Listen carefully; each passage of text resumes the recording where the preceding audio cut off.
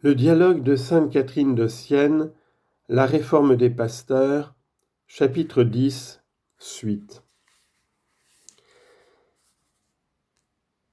Avec quelle humilité ils gouvernaient et conservaient ceux dont ils avaient la charge. En eux, quelle espérance et quelle foi vivante. Ils n'auraient pas craint de voir les biens temporels manquer pour eux et leurs troupeaux. Aussi, avec quelle largesse distribuaient-ils aux pauvres les richesses de la Sainte Église. Avec quelle rigueur ils observaient l'obligation de faire 3 parts du temporel pour leurs besoins, pour les pauvres et pour l'Église. Ils n'avaient point à prendre de dispositions testamentaires. Ils ne laissaient point de fortune après leur mort. Quelques-uns même avaient pour les pauvres endettés l'Église. Si large était leur charité, si ferme leur espérance dans ma divine providence, que la crainte servile n'avait sur eux nulle prise. Ce n'est pas eux qui auraient eu peur de manquer si peu que ce soit du temporel ou du spirituel. C'est là en effet le signe que la créature espère en moi et non en elle-même. N'avoir pas de crainte servile.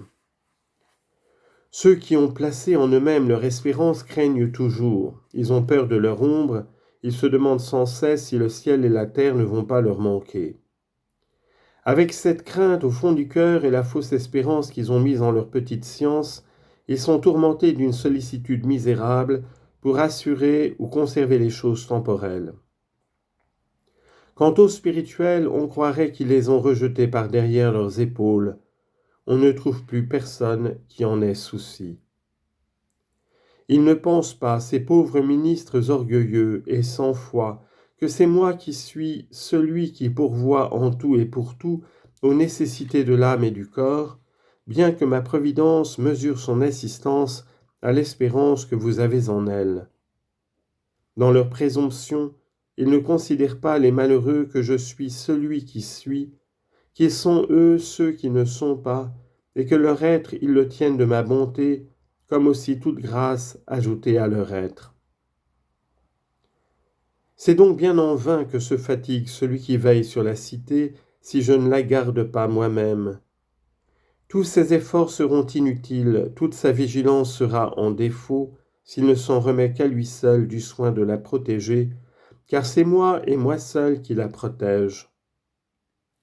Je veux, il est vrai, que l'être et les grâces que je vous ai données, vous les fassiez fructifier dans la vertu pendant cette vie, par l'exercice de votre libre arbitre que vous avez reçu avec la lumière de la raison. Car je vous ai bien créé sans vous, mais je ne vous sauverai pas sans vous. Vous n'étiez pas encore que déjà je vous aimais. Il le voyait bien, il le savait bien, mes bien-aimés. Aussi m'aimaient-ils ineffablement.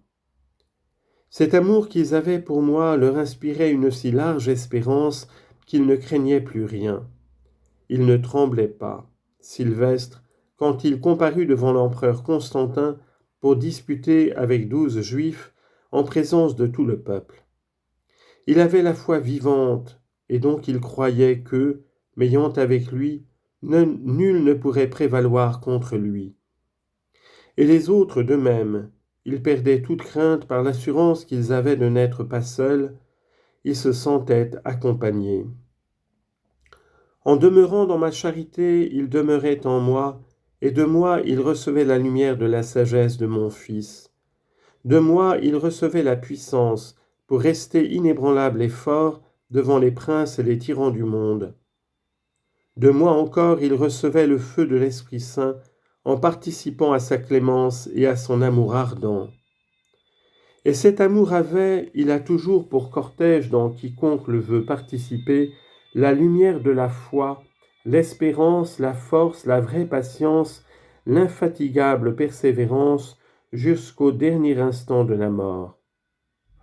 Ils n'étaient donc pas seuls, tu le vois, ils étaient bien accompagnés. Voilà pourquoi ils n'avaient pas peur. Il n'est pour avoir peur que celui qui se sent seul et qui n'espère qu'en lui, privé qu'il est de l'amour de la charité.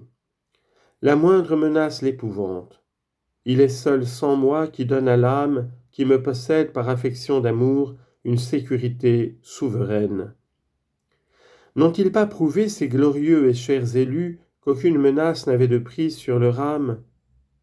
Ne les a-t-on pas vus maintes fois châtier les hommes et les démons qu'ils enchaînaient par le pouvoir et la vertu que je leur avais donnés sur eux pour répondre à leur amour, à leur foi et à l'espérance qu'ils avaient en moi?